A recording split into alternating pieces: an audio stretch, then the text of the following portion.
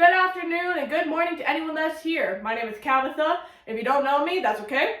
Most people don't. I'm not perceived by the world yet. The book we're going to be talking about today is Oroonoko and/or The Royal Slave by Ben. This is a 17th century novel, folks, so strap yourselves in. I was in a women's literature class, and we read this book, and then it got canceled like a week later, and I had to change to another class. But now I just have this Norton anthology of literature about women. I have both versions, volume 1 and 2. So if you see this book more than once on my channel, that is why. I'm not gonna let good money go to waste. I spent so much money on these, absolutely not. We had already read the novel for the class. I thought it was interesting, and I was surprised that most people don't talk about it. The interim professor who was taking over the class, and when we talked about this book, mentioned that this could be considered one of the first novels ever, but scholars are still kind of debating it against things like Canterbury Tales, stuff like that. I thought this story is so interesting and people don't talk about it, so I thought, why not me? Because I'm the truth bearer here, apparently. So I want you all to pull out your Norton anthology literature of women books that you guys obviously just have lying around, and let's talk about the story of Oroonoko. I feel like before we start, I need to give a slight trigger warning, content warning for a couple of things. The main one is obviously going to be slavery, because the other title for this novel is The Royal Slave. Please keep that in mind. We are talking about slavery, we are talking about body gore, racism, rape, and war. Those are the main content trigger warnings that I feel like I need to give out. But if any of those genuinely bother you, genuinely click away. Do not feel the need to watch this video. For everyone else that's here, hi! So to start off, this novel actually takes place in perspective of not Oroonoko, as the namesake would suggest. It's more so that the narrator, who is assumedly Ben herself, we don't really get confirmation on that one, but it is not from his perspective. That we just need to get that out of the way quick. So as we go forward in the story, I'm gonna keep reminding you that this is in the perspective, this entire novel is set in the perspective of a wealthy white woman, as opposed to an enslaved black man, even though it is about that enslaved black man. 17th century novels tend to do that kind of thing, where it's like a narrator inside of a narrator inside of a story. And it's like fine, I guess. It doesn't read as first person until like halfway through the novel. It reads as third person, so keep that in mind. Also, she inserts herself at the worst times because it's her perspective. Like, girl, I don't care.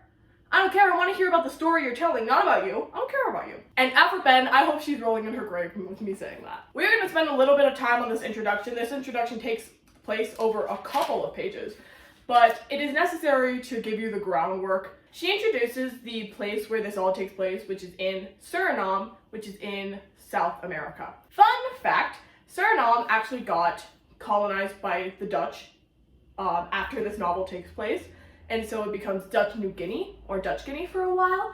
But then, when Dutch New Guinea gained its independence in like the 1970s, they changed their name back to Suriname. How fun is that? So a novel from the 17th century is more accurate to this land's name than like stuff from the 60s. Isn't that fascinating? It's spelled wrong, but that doesn't matter. So this is taking place during colonialization. This is a colonialization novel. She is trying to sell the land of Suriname to British people that have never been. This is a big point of contention that we're going to talk about more so throughout the entire plot, but she sets up the framework for British people to be interested in native people's goods like beadwork and like corn and stuff like that. Stuff that you can only really get in the Americas. Ben states that the natives and white people, specifically the British, are on good terms with the natives in Suriname. I kind of doubt that because I know history, but this is what she's trying to sell to a British audience that doesn't know anything about colonialization. And Ben mentions this a lot, that they are on good terms. But the quote that I think is really fascinating is at the end of the introduction when she says, so that they being on all occasions very useful to us. We find it absolutely necessary to caress them as friends, and not treat them as slaves, nor dare we do other, their numbers are far surpassing ours in that continent. So they know that they can't be like awful all the time, because they know that they're outnumbered on that continent. They know! But the thing is, AfroMen does say who they treat as slaves, which is black people. Not only is this during colonization of the Americas, this is also in the smack dab middle of the Atlantic slave trade. Ben says that you can also pay like 20 pounds, which in like today's money is less than $2,000. You could pay 20 pounds for a boatload of slaves to end up in Suriname. That's less than rent nowadays. And this is where we actually kind of start the novel and like what's happening here. So where are we? We are in the fictional land of Coromantien. Coromantien is a monarchy of black people that participates in the Atlantic slave trade by selling their conquest from war. Coromantien is always kind of at war with neighboring countries, and they get conquest from these and sell them into the Atlantic slave trade. Now, I feel like I should mention that Coromantien is where modern day Ghana is. It is not a real place. But you know what is a real place? Fort Coromantien. Fort Coromantien was a British trading post that operated in the Atlantic slave trade.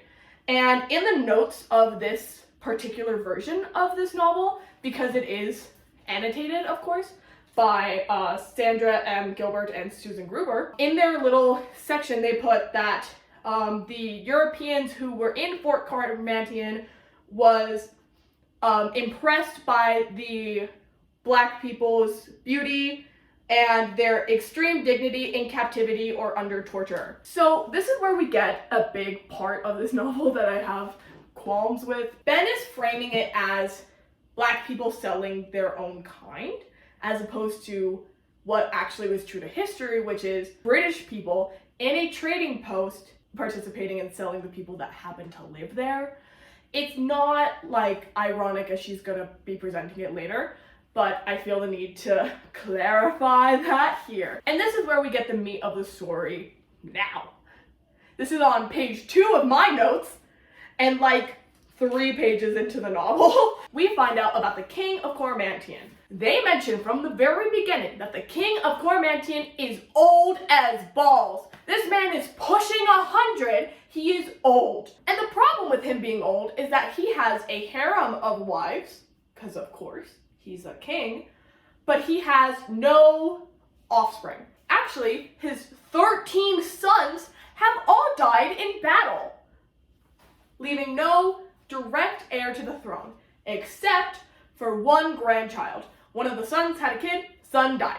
Great, cool. So this grandchild didn't grow up in the palace. This grandchild actually grew up on like military base, military boot camp, for lack of a better term. And by the time this dude was 17, he was considered to be like an expert soldier, like a great captain, and he, in the novel, is compared to Mars, the Roman god of war. AfroMen also describes him as insanely handsome. Now, she is a 17th century author. She does not know how to compliment black people without it being backhanded. And this is my, like, point of contention in the novel, okay? Because, sincerely, she does not know how to describe black people without comparing them to whiteness. Especially Oroonoko and another character later on. We'll get there. For example, she says, his nose was rising and Roman instead of African and flat. His mouth was the finest shape that could be seen, far from those of the great turned lips which are so natural to the rest of the Negroes. Do you see how, like, backhanded that is? How that's not a compliment, and that her idea of beauty is just so intertwined with whiteness? I know that this is supposed to be a good thing because she's a 17th century author writing about black people, which, like, in a positive light, which is usually not seen. However, my 21st century views cannot be negated here.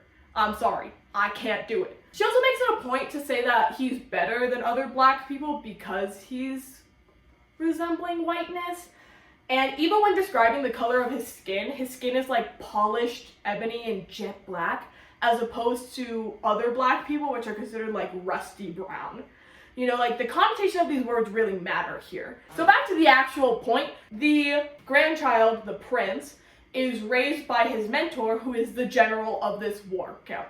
One day, when they're in the field, the general gets shot in the eye while protecting the grandchild and dies.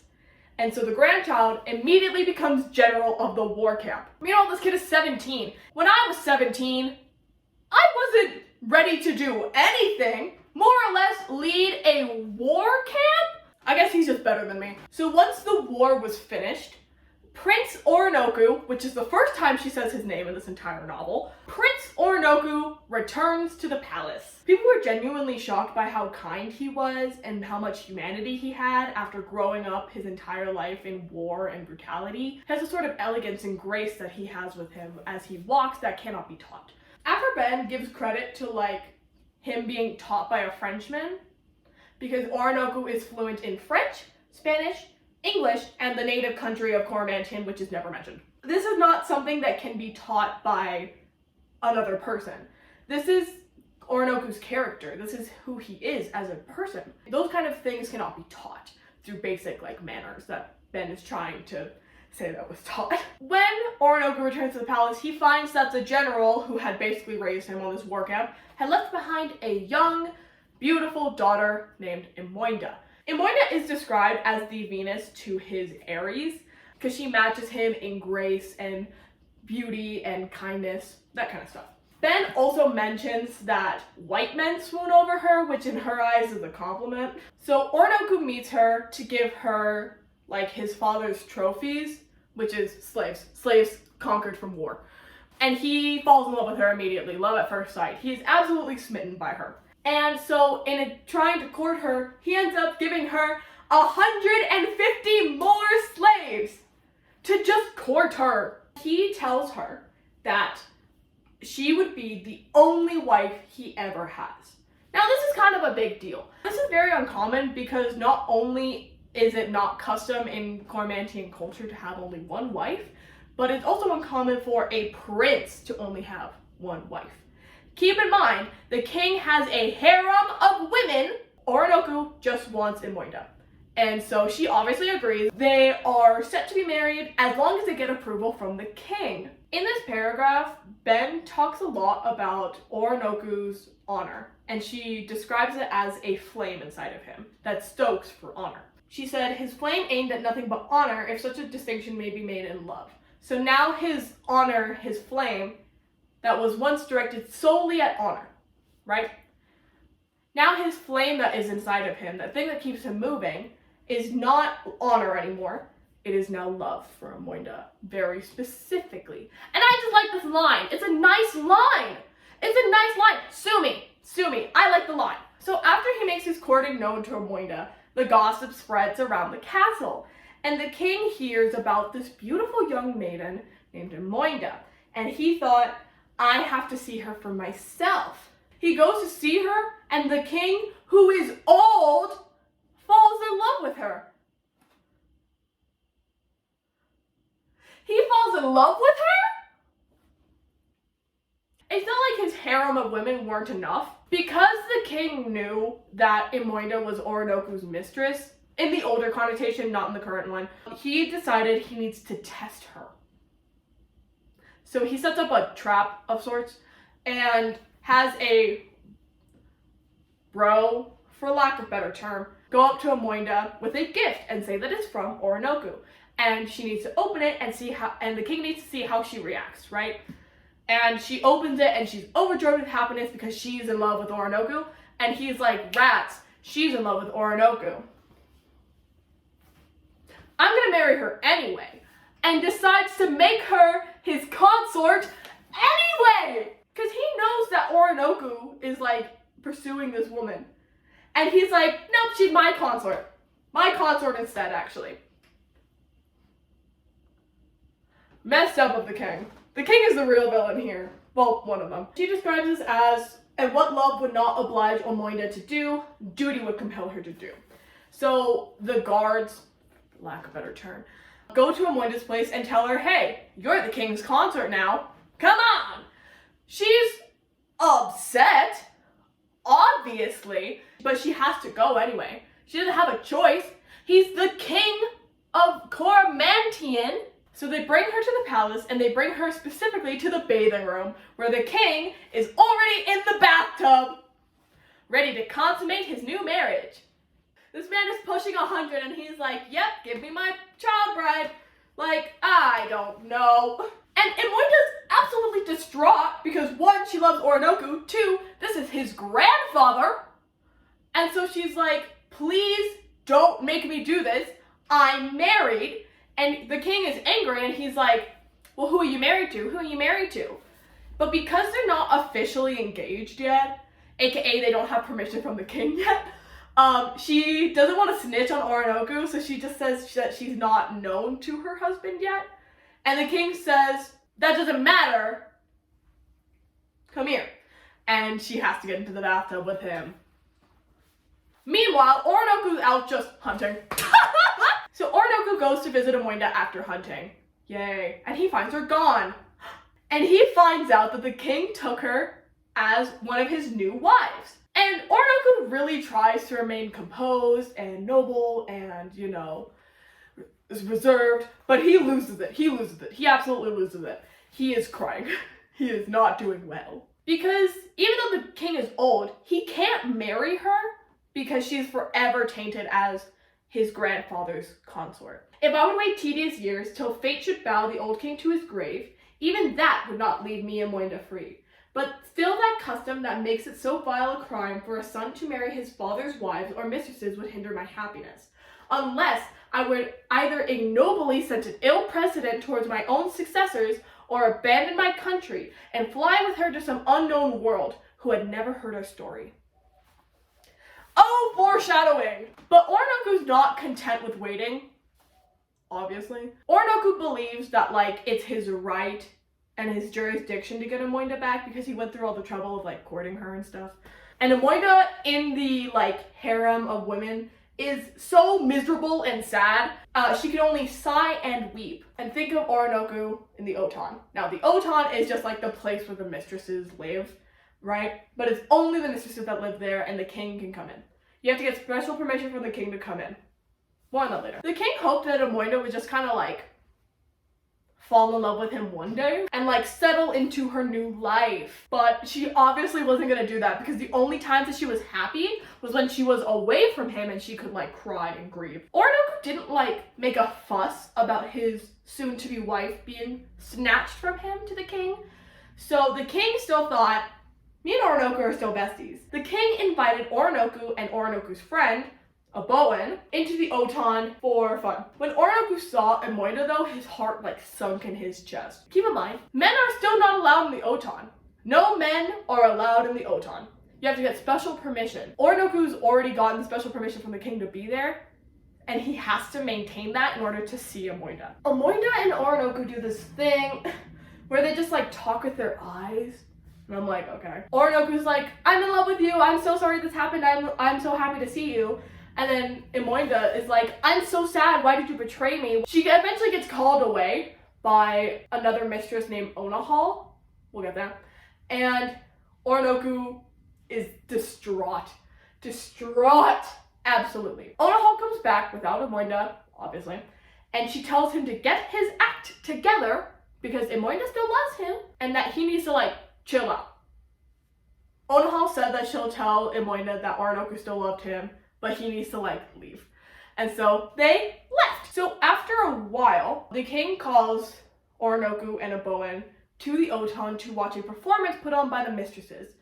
Now, Onahal is not in this performance because Onahal is a retired mistress. So essentially, she's not in the performance. She's not an active wife anymore. But she can't do anything else. She can't marry anyone else, so she's just kind of like stuck there. But she is not in the performance, and she is talking by a window with a Bowen. We learn a lot about Onahal. We learn that she is a decaying beauty, and that she's basically a governess for the rest of these wives, and she has to teach them how to please her husband that he no longer sees her as like his wife.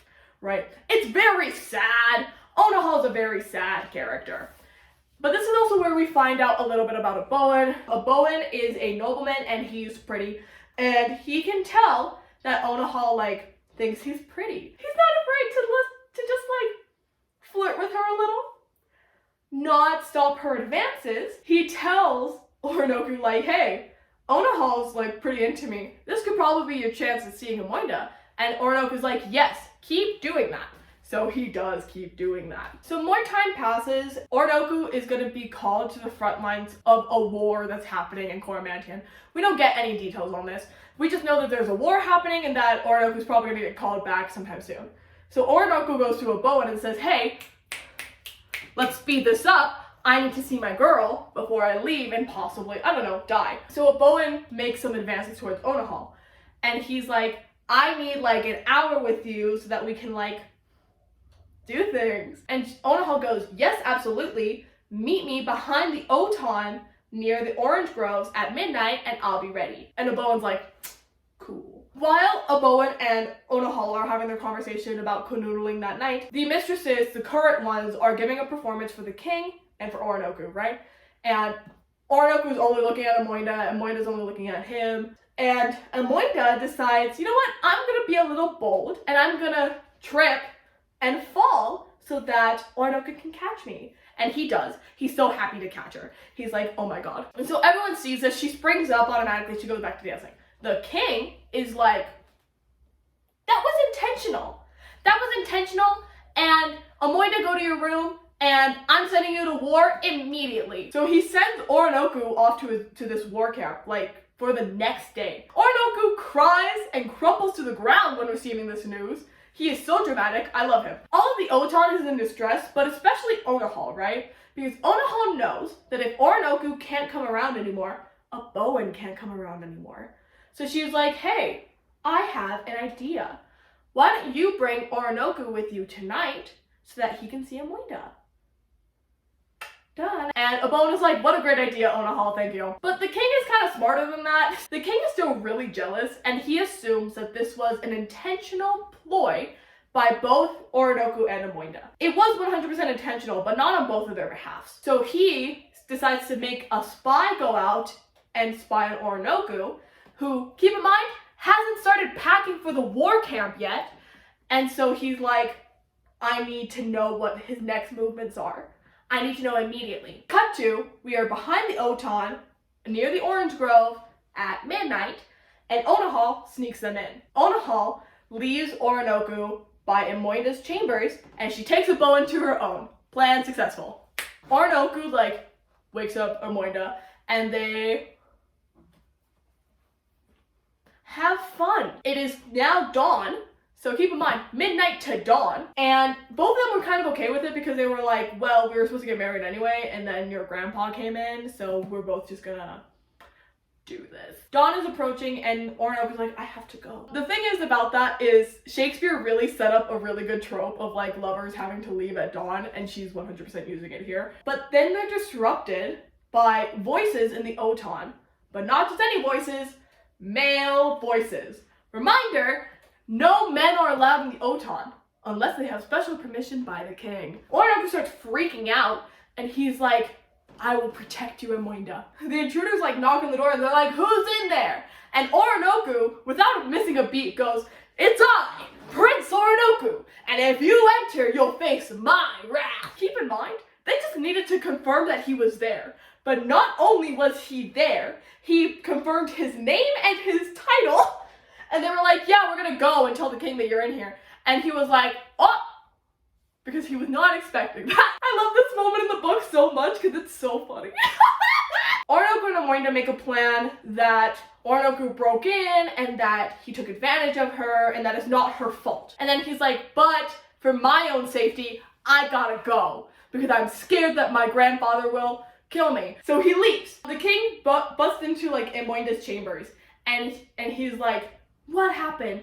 And Amoinda like throws herself at his feet being like, he came in, he took advantage of me, like I didn't know that this was happening. Onahal, who is nearby, like obviously cooperates her story to like save herself in the process. And the king goes, interesting. You were taken advantage of and broken into?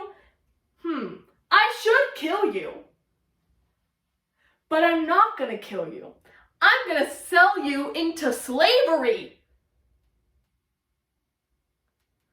Like, that's better? Like, Imoida and Onahal are both getting sold into slavery, so they're like, please reverse this. And the king was like, no, into slavery you go. Bye-bye. The king, however, does not punish Oroonoko at all, even though 100% of the blame is on Oroonoko, because the king states that Oroonoko had his reasons. The king, however, does regret selling both of them into slavery after it happens, and decides, I should have just killed her, but instead, I sold her into slavery. I'm gonna tell Oroonoko that I killed her instead.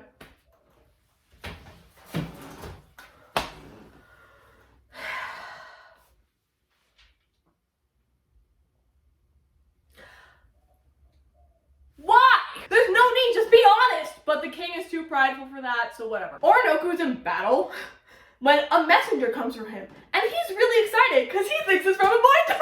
The messenger is really solemn, and he's like, I'm so sorry that I have to give this message. However, Imoida's dead.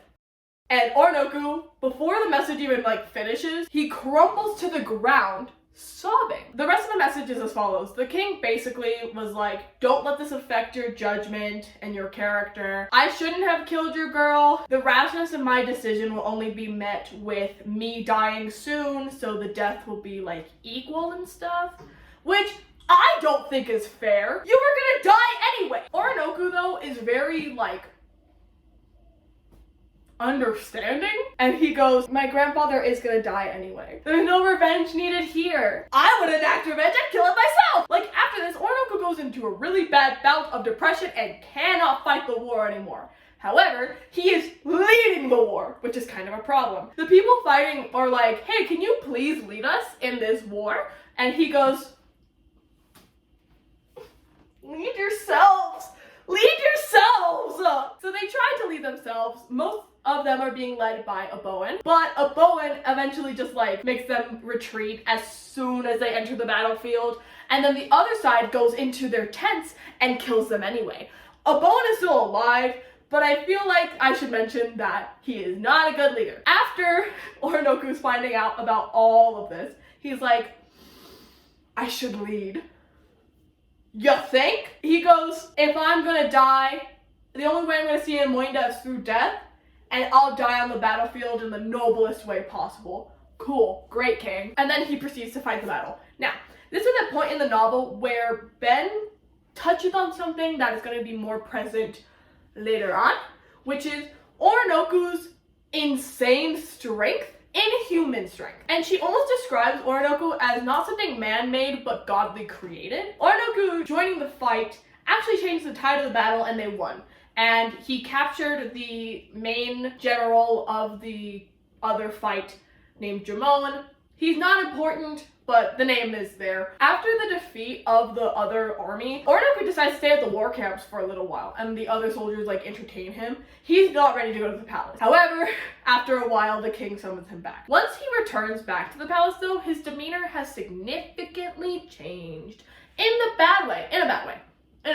But he had to go back to the palace at some point, unfortunately. Soon after the return of Oroonoko to the palace, an English ship came to the port of Cormantian. Now, this ship captain actually knows Oroonoko fairly well. They're not friends, but they are business partners. Oroonoko has sold slaves to him in the past because this captain is a major part of the Atlantic slave trade. So they have good rapport with each other. They've talked about intellectual topics, and they talk in English because Oroonoko is fluent in English and has been for years. The captain has a lot of parallels to Oroonoko as someone who has been raised on the sea but has a certain grace and elegance that would make him feel like he's raised in a court. He's also very smart. Oroonoko and him are very similar in some ways. So when the ship's captain invites Oroonoko and about 100 other noblemen, including Aboan and Jamon, to the ship to have a nice dinner, of course Oroonoko accepts. The ship is decked out with luxury fabrics and nice wines. And so Oroonoko, who had never been on a ship before, got very comfortable and very drunk and let his guard down because he's like, I'm on a boat! I'm on a about. And the captain was like, hee hee ha ha. You want to see a tour of a ship because you've never been on one before? And Oroonoko said, oh my god, yes! They take a tour around the ship. They go down to the depths of the ship where slaves are kept. And then they put iron cuffs on all of them because it was a trap.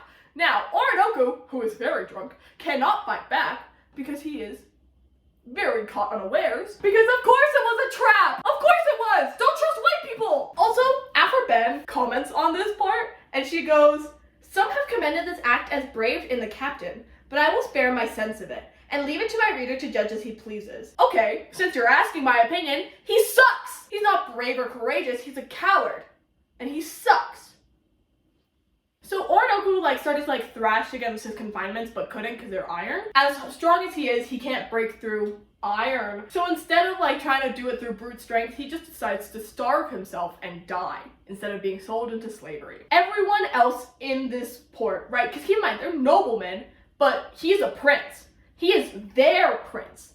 So everyone saw that Oroonoko didn't eat and thought, we're not going to eat either. The captain, who is a coward, who didn't decide to go down there after that, the captain sends down his lackey to go talk to Oroonoko and be like, hi king, please eat. And the thing is about this lackey is he said, we made a mistake. We will drop everyone else off at the next port. Please eat. Oroonoko was like,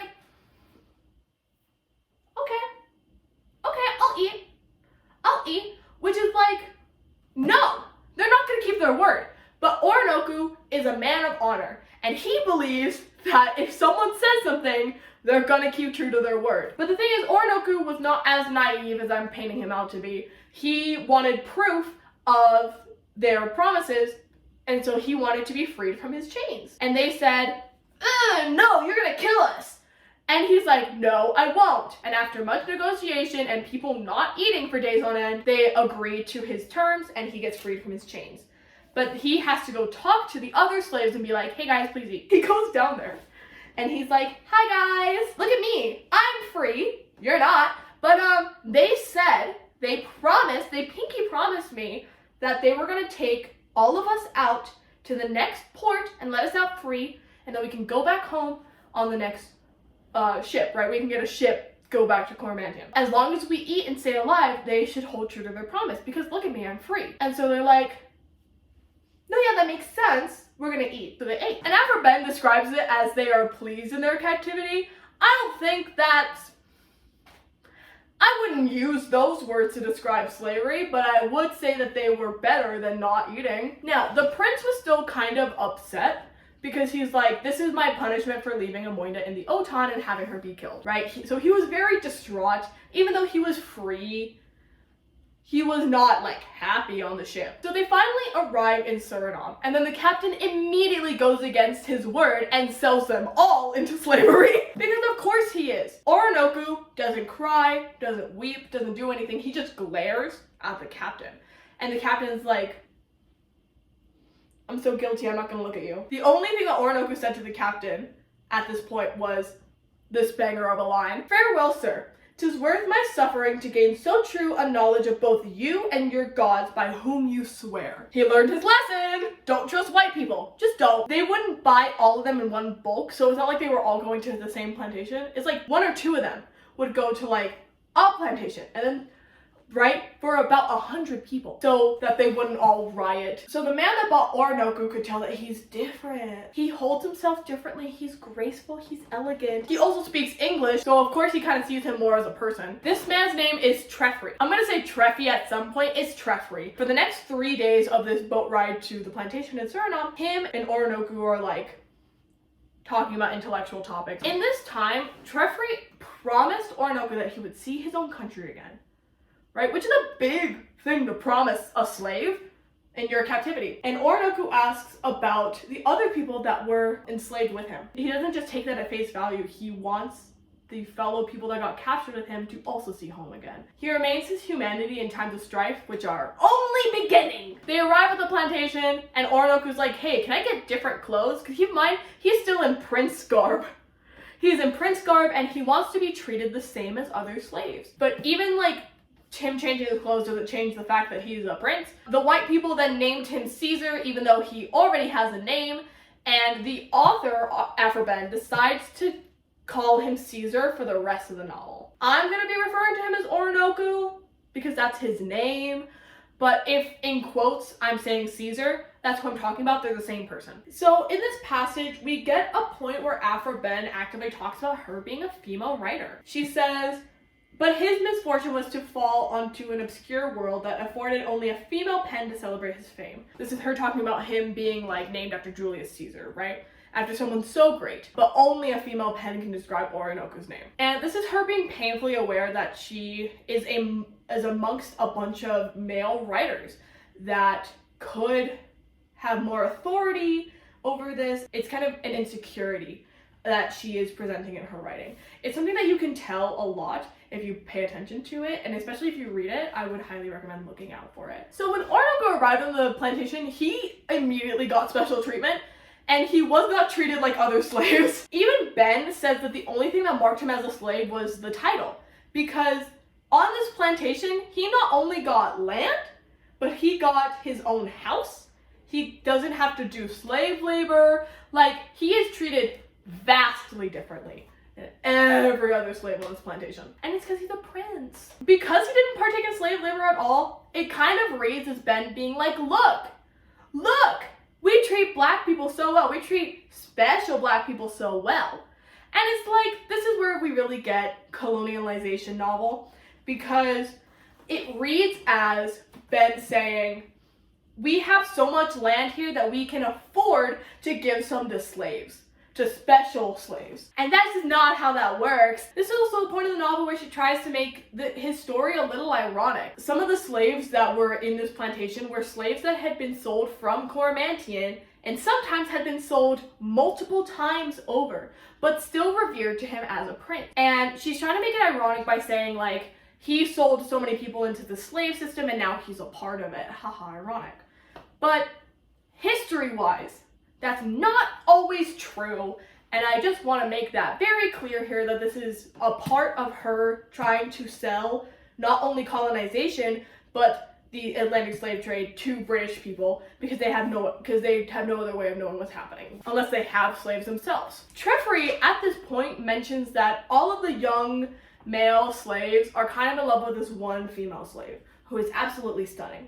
Oroonoko's like, I got my heart on one girl and she's dead, so it doesn't matter. None of this matters. And Trefry was like, no, but you should, like, see her anyway. Like, she's so beautiful, even I, like, tried to go up to her. But she was so graceful that I rejected my advances. Look, I like Trefry's character for the most part. This is one of the moments where I'm like, ugh. Hard to like you, man. What the hell? She's described as very icy and distant, but she's very beautiful and full of grace, right? So even though she's very distant, she's like nice about it, I guess. So Oroonoko and Trefry were walking around the grounds like the following day, and they happened to fall in front of her house. Her name is Clamine. So they're in front of Clamine's dwelling. She's running out, she's chasing like a dog or something, and Oroonoko immediately spots her as Imoinda. Keep in mind, he doesn't know that she's a slave. He thinks she's dead. And she automatically clocks him, and they hold each other for a while. Because obviously, the girlie who is so beautiful is, of course, she's Imoinda. But if you hear me refer to her as Clamine in quotes, same person, same thing. So this is the point where we get to see actually more perspective of the narrator, because now it's in first person again. It's in first person for the first half of the novel, but this is where you can actually like tell. We find out a lot about her as a narrator. So she is a white woman on the plantation for some reason, and she has already established a connection with Oroonoko and Imoinda, and so they hang out a lot. And honestly, after this point in the novel, we get a lot of insertions from like the narrator's like opinions and like thoughts on things, and I could not care less. So after they find each other again, Oroonoko and Imoinda immediately get married, and she falls pregnant with a child. And this lights a fire under Oroonoko, because now it's going to be 10 times harder for him and Imoinda to get out of slavery, because not only is it him trying to get out of slavery, it's him and Imoinda. And now it's him, Imoinda, and their unborn child. And so Oroonoko would go to Trefry daily and be like, hey, can I go home, please? And Treffry, unfortunately, is not the person that's running this plantation. He's very high up in ranks, but he's not the person making the final call. The person that makes the final call is the Lord Governor, who is not on the plantation currently. And so they have to wait until after the Lord Governor comes to visit until he can be set free. Oroonoko, though, has this fear of they're just gonna keep delaying it until my child is born, and then it's gonna be more time, effort, money, whatever, to get all of us back to Cormantian. We get to see the narrative personal relationship with the couple, right? Because all of them have just so much free time. Like, Imoinda was a common slave, so she was doing slave work, but now she's like not, purely due to association. And so they hang out a lot. And so the narrator gets to see like Oroonoko's deposition like decrease daily to be like, yeah, I'm not happy about being a slave. Even though he's not doing any slave labor, the title alone is making him very uneasy. And the narrator is worried like, hey, you're not gonna like kill all of us, are you? And he goes, no. And she's like, okay. This is the point of the story where she inserts herself a lot. So here's the basic rundown on who she is. She's British. Her father died before getting to some military recognition in Suriname, so now she's just there. Find out a lot about the politics going on at the time between the Dutch and the British.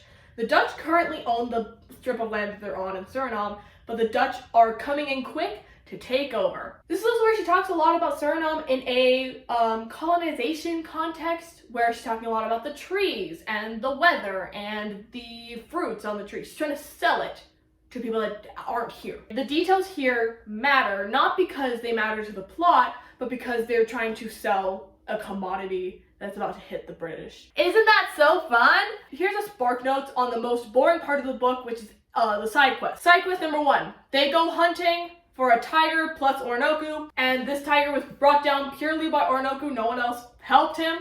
And the tiger scratched him, but ultimately Oroonoko killed this tiger. Great. Side quest number 2. Another tiger hunting story. Keep them straight, okay? Second tiger, they have been trying to kill this tiger for a while. They're shooting this tiger's not going down.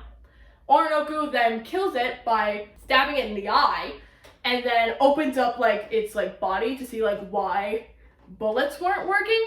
And they found that the tiger had bullets in their heart, but the heart healed the bullets. Okay, cool. Side quest number 3. They go fishing in a pond with electric eels, and the white people are like, hey, don't touch the electric eels. But Oroonoko, thinking he's God, is like, what if I touch the electric eels? And he finds out that he can be electrocuted by electric eels. Who knew? Now, this next part of the novel I would want to put in the boring stories section, but I physically cannot. Because this is where we get her talking about their encounters with native people in Suriname. So I have to go into depth on this one. So the white people plus Oroonoko decide to go visit the native town that's like a couple days away by boat. The narrator is like kind of concerned because she knows that the native and the Dutch don't get along super well, so she's hoping that like the British have a better shot. And when they reach the shore of the native town, they meet a fisherman who knows both English and the native language that's spoken there, aka they got lucky with a translator. This is the part of the novel where like if it wasn't obvious before, it's very obvious here. This is a colonization novel where they're trying to sell you native goods, native people, and trying to introduce you to a world that you don't know about. Because she talks about her encounters with the natives, and they're not described well. If I have a problem with how black people are described, you bet your ass I have a problem with how the native people are being described here. Not the point. The narrator's perspective here comes from a place of fear that turns later into like a good rapport, but she does describe them as simple and ignorant and like as hobgoblins, but like their souls are human. It's really weird. It's really weird. I don't like how she describes them at all. So I'm not gonna put it here, because I don't have to. My video, my rules. But she also was like, they felt up all on us because they didn't know what we were, because they were so like confused. So like, she goes into depth about that. Also, I just think this one's funny. They eventually get invited to go to a dinner with the native people, and after Ben finds the food too seasoned with pepper. With pepper! to season with pepper. In this section, we find out a lot more about their practices and how Native people in this particular region work. And one of the ways that they work is in times of war, when they're going through conflict, they cut off different body parts like noses, ears, fingers, you know, to indicate strength, right? It's a very important part of the novel. It's going to come true later, so I do have to mention that. After the dinner, she said that there's no more grudges between the British and the natives, which I highly doubt. I highly doubt that that's the case, Afro-Ben, but sure. At the end of the section, she writes, though this discretion is little for my story, however, it contains some proofs of the curiosity and daring of this man. I was content to omit nothing of his character. Cool, it wasn't my favorite part of the novel. It was genuinely the worst part, in my opinion, because I want to hear about the story. I don't want to hear about these random side quests, but that's just me. So after the side quest, Imoinda begins showing pregnancy-wise. And she's like, I want to be free from this. And so Oroonoko is like, we need to get out. So he decides to make up a little slave rebellion.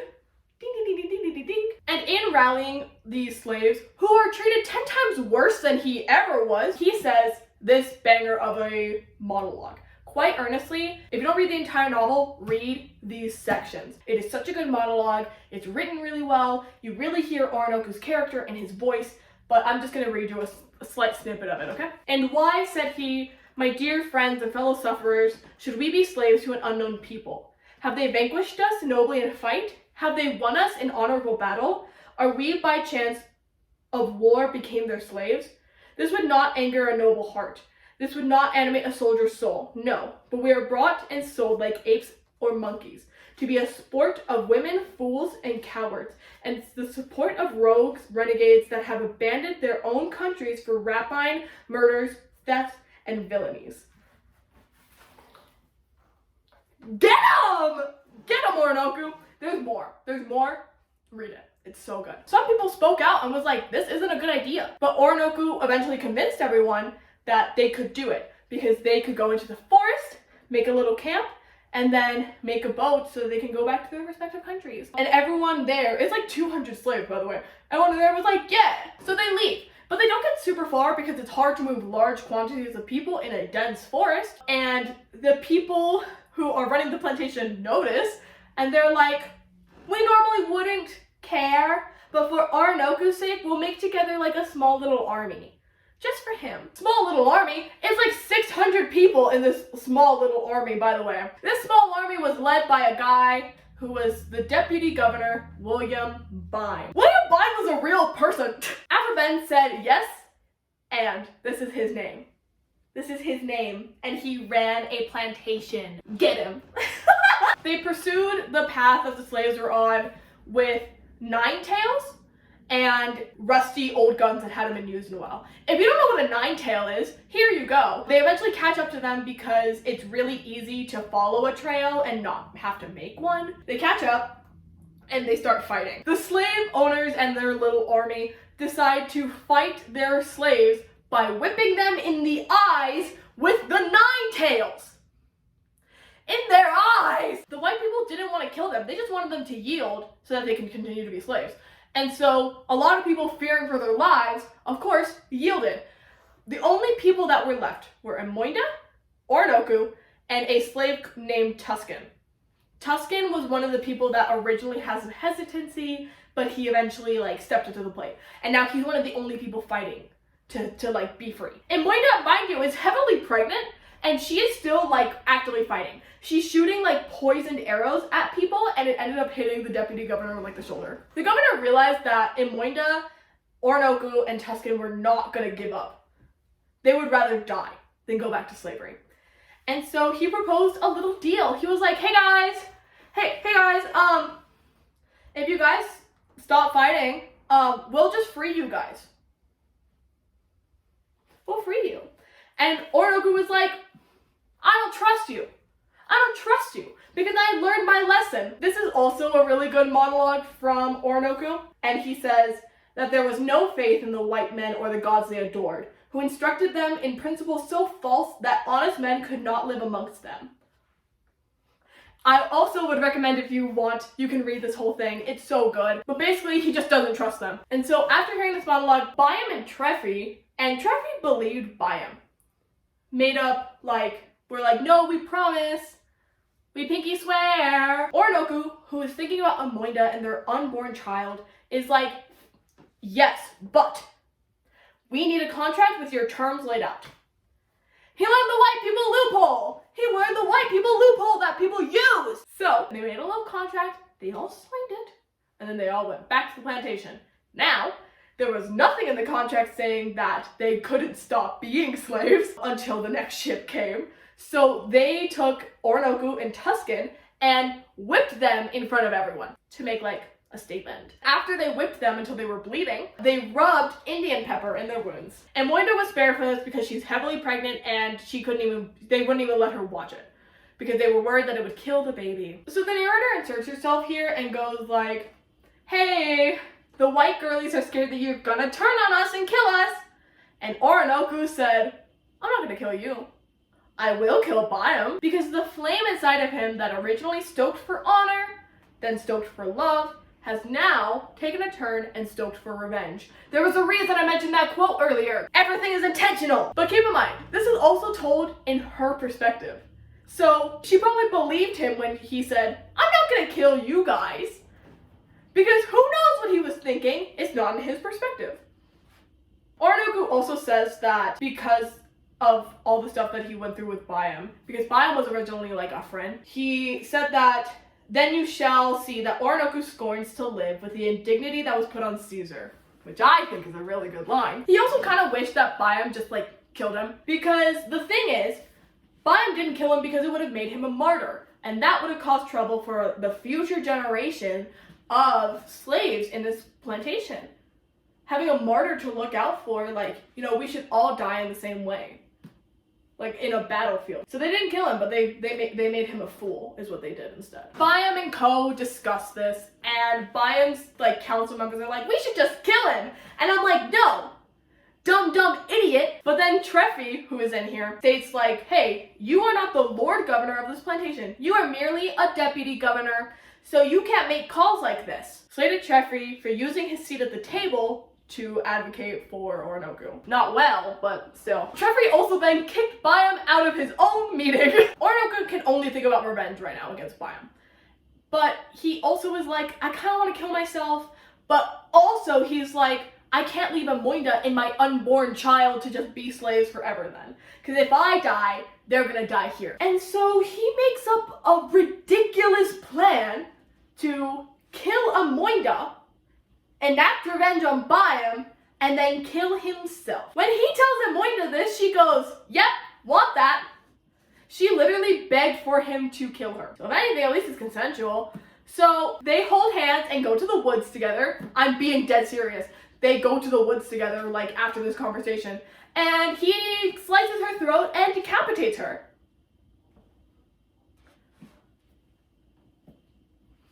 And then he just, like, lays her on a bed of flowers. But he's so distraught by seeing Amoinda, like, actually dead in front of him that he can't fulfill the rest of his plan. And so he just lays down next to her for the next 2 days, crying. What can I say? I love my dramatic king. After 2 days of him lying there, he, like, tries to get up and, like, tries to kill Byam or whatever. And then he realizes he's weak. Because, fun fact, when you don't eat and drink water for like 2 days, you're gonna be a little weak, a little feeble. So he decides to lie down next to Amoinda, again, mind you, rotting corpse, and stay there for the next 6 days. Over a week of just him being like, yep, I'm gonna lie down next to her and be sad. And around this time, the people of the compound are like, where is Oroonoko? Where's Amoinda? We should look for him. So they send out a search party to go look for him. And so they go into the woods. They don't go very far until they start smelling a dead body. And they get kind of concerned. Oroonoko hears the party approaching and decides to hide. Instead of like doing anything else, he hides. And when the party approaches closer to Amoinda's dead body, he reveals himself and he's like, don't go any further. And they're like, hey Oroonoko, where's Amoinda? And he just goes, and points at her dead body. And they go, oh, so you're a monster then. Cool, you killed your wife and unborn child. What is wrong with you? And so they try to detain him, bring him back to the compound in one piece alive because they can't bring back Amoinda, who's been dead for 8 days. Eventually, told the, rescue crew, you can go back, continued he, and tell the faceless governor he may thank fortune that I am breathing my last, and that my arm is too feeble to obey my heart in what it had designed for him. So the party after this point is like, hey, we gotta take you back alive.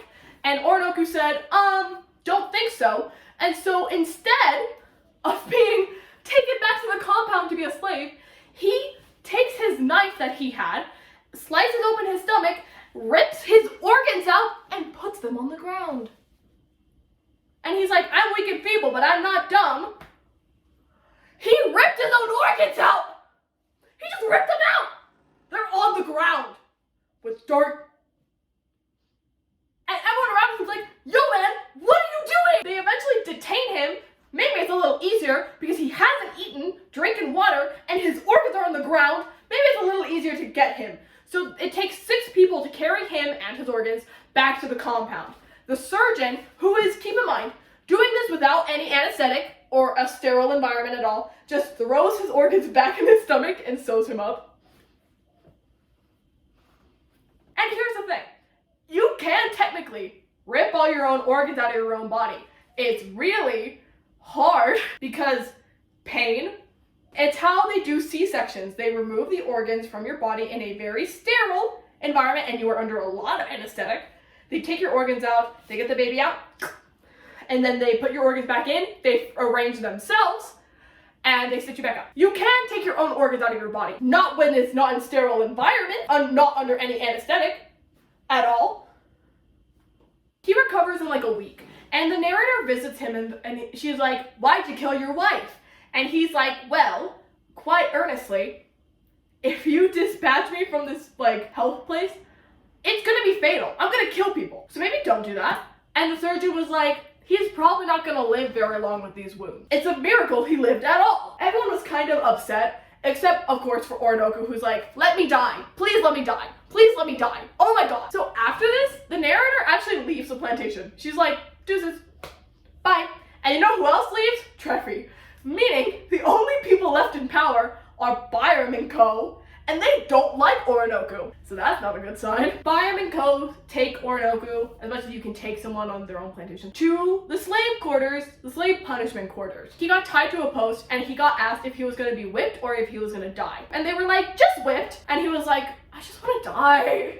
I don't wanna be whipped anymore, just kill me. A fun fact is Oroonoko likes tobacco. So he asked for a pipe, like a tobacco pipe. They gave him a tobacco pipe.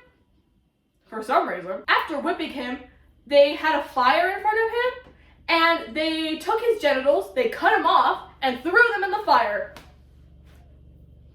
Oroonoko didn't wince in pain. He didn't groan or was like my genitals or anything. He was just like, I'm gonna smoke my pipe. They then cut off his ears and his nose. He's still chilling. He's smoking his pipe. They cut off an arm and then they cut off the other arm and now he's struggling. Because I guess when you have both of your arms cut off, you struggle a little bit to maintain your composure. So his head sinks down. He's not making any noises still, but he's just dying by bleeding out and getting all of your limbs cut off and all of these pieces thrown into a fire. Because then after this, when he finally dies, they cut him into quarters and give them to other plantation owners. And this is how Oroonoko dies, by being cut up into quarters.